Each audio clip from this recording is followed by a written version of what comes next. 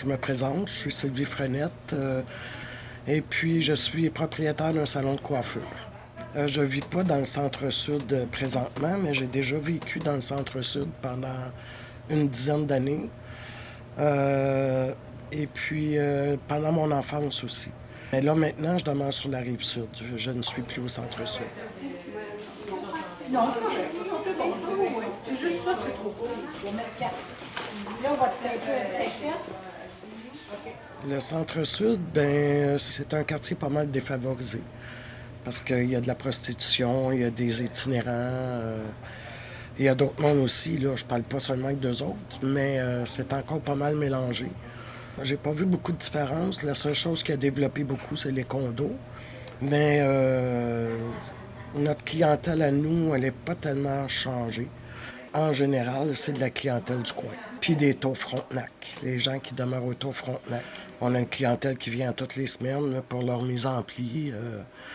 Une clientèle régulière aussi à tous les mois pour leur coupe de cheveux. Alors, on se familiarise beaucoup avec eux parce que, puis on jase beaucoup avec eux, on a beaucoup d'entre-gens. Fait que ça devient plus nécessairement un client, ça devient comme une connaissance. Alors, c'est des rapports même, je pourrais dire, assez intimes parce que dans un salon de coiffure, les confidences ne sont pas les mêmes que si vous allez au restaurant avec la serveuse qui va vous servir. Hein, une coiffeuse, c'est un peu particulier, là, tout le monde le sait, qu'on est plus près des gens.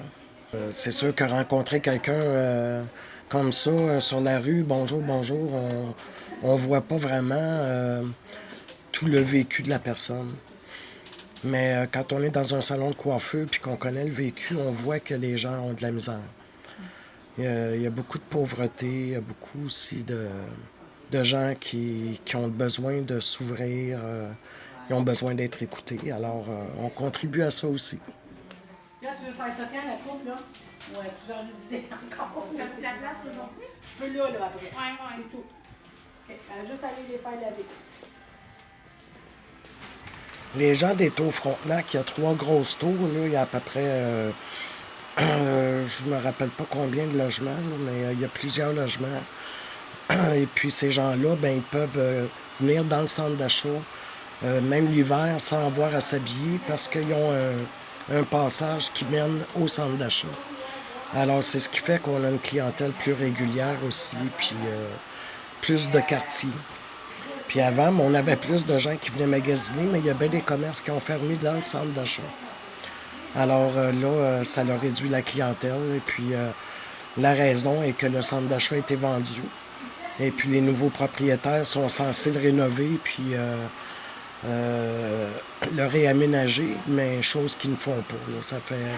Ça fait 2 ans qu'ils sont propriétaires puis ils n'ont pas respecté leur engagement sont censés faire. On n'a plus de boutique. On avait un nettoyeur, il est parti. Il y avait une boutique, 2 boutiques de linge, une boutique aussi qui vendait des articles ménagers. Sont tous partis. Fait que c'est pas mal toujours la même. C'est pour ça que c'est pas mal toujours la même clientèle qui revient. Ceux qui nous connaissent. Parce que les gens de l'extérieur ben, se dirigent maintenant vers d'autres centres d'achat.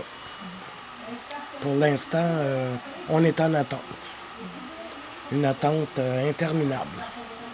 Puis là maintenant, pour répondre plus à la clientèle, la nouvelle clientèle qui est arrivée avec les achats des condos, mais il faudrait qu'on soit ouvert le soir et les fins de semaine, que j'aimerais bien, mais sauf que c'est de trouver le personnel pour le faire qui est difficile. Je suis comme dans tous les domaines, on est en pénurie de personnel à peu près dans tous les domaines. C'est notre cas aussi.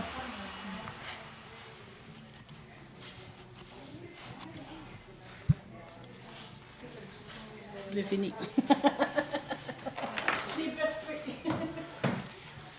Si vous parlez de mes aspirations pour le quartier, j'aimerais que l'environnement change, que l'environnement soit plus agréable. Mais il y en a de l'amélioration quand même. Là. Sauf que c'est sûr que comme partout ailleurs, l'amélioration qui se fait, c'est de penser plus aux gens qui travaillent, puis qui ont des condos, puis tout ça.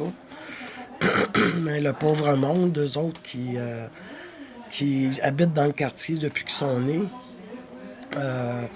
n'ont pas ce privilège-là là, de vivre avec des aussi bons moyens. Et puis, avec le vieillissement aussi des gens, ça devient plus difficile pour eux. Ça se regarde, là. Quel côté? Merci beaucoup.